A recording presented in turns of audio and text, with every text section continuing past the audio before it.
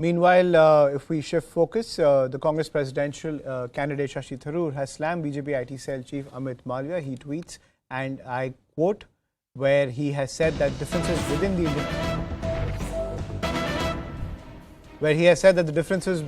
the Indian National Congress, that the BJP doesn't need to comment on that.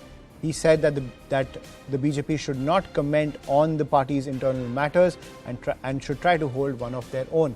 Now, this comes after Malviya said, and I quote, "It is finally dawning on Tharoor that this Congress presidential elections with no level playing field is a farce. He hasn't been provided a list of delegates with proper details. State presidents are enthusiastic about Kharge but don't even turn up for him. The Gandhis will soon have MMS 2.0.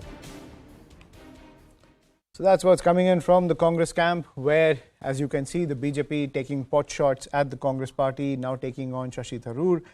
The BJP saying that any president that the Congress picks will be a rubber stamp president, drawing that line to former Prime Minister Manmohan Singh, saying that any Congress president will be working for the Gandhis, will be subservient to 10 Janpath.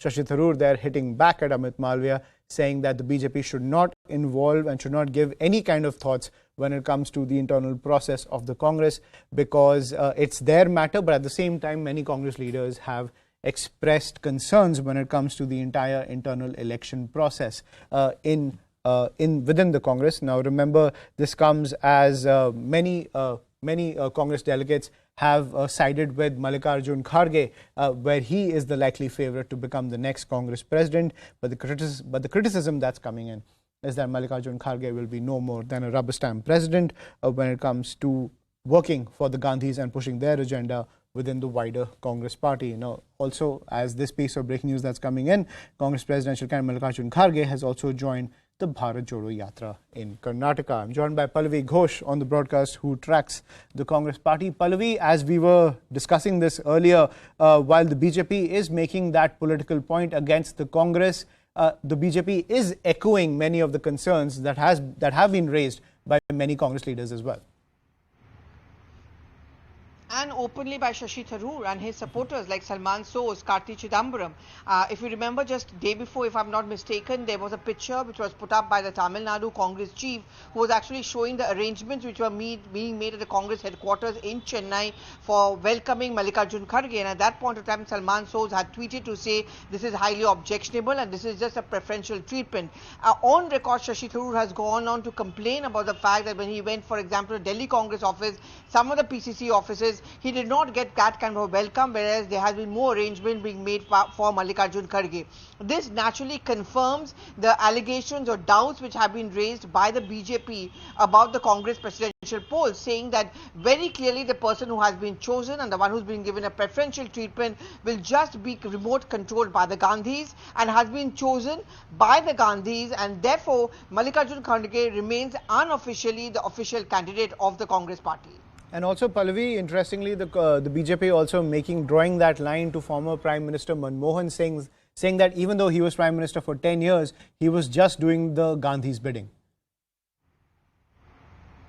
Well, I mean, I remember in 2004 when Dr. Manmohan Singh became the Prime Minister, the National Advisory Council was set up, headed by Sonia Gandhi, which often would send, to use their words, inputs to the Manmohan Singh government that this is something which should be incorporated into its policy decisions. At that point of time, when the BJP was in opposition, said that this is dereliction of the hierarchy and a clear-cut attempt by 10 Janpath to control the running of the Manmohan government. So what they're saying is... Pallavi, I'm sorry to interrupt. We're joined by Amit Malviya on the phone line. Mr. Malviya, your reaction that whoever the Congress party picks as their president will be no more than Manmohan Singh 2.0, but the Congress party making that point that they're having an internal election, democracy is thriving within their party, also making that point that the BJP should try to do the same. Well, the entire country is seeing the kind of farce in the name of election the Congress is pulling on everybody, including their own cadre. And I pity Shashi Tharoor, who has been reduced to and also ran even before the elections have been held and votes have been cast. He is now getting desperate. He's out in the public. He has acknowledged that he doesn't have a level playing field, no PCC. State unit coordinators are entertaining him while he is there. He doesn't have the delegates list. This is all that Shashi Tharoor has said in the public domain. So it's quite clear that Mr. Kharge is the chosen man. He will win the election eventually. It remains to be seen whether Shashi Tharoor manages more than even 100 votes when the ballot is counted. But from all looks, it is quite evident and very clear that Shashi Tharoor is there just to legitimize the Congress contest and make it look like an election. But for all practical purposes, Kharge is the chosen man.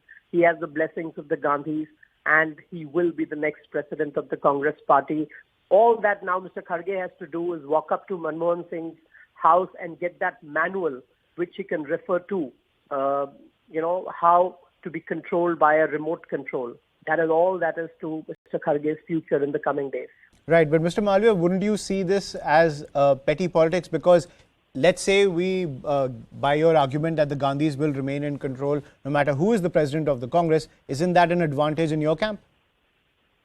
Well, the Congress's organization is neither an advantage for us or a disadvantage to us, because our politics is based on our strength, our organizational efforts, and the policies of Prime Minister Modi's government.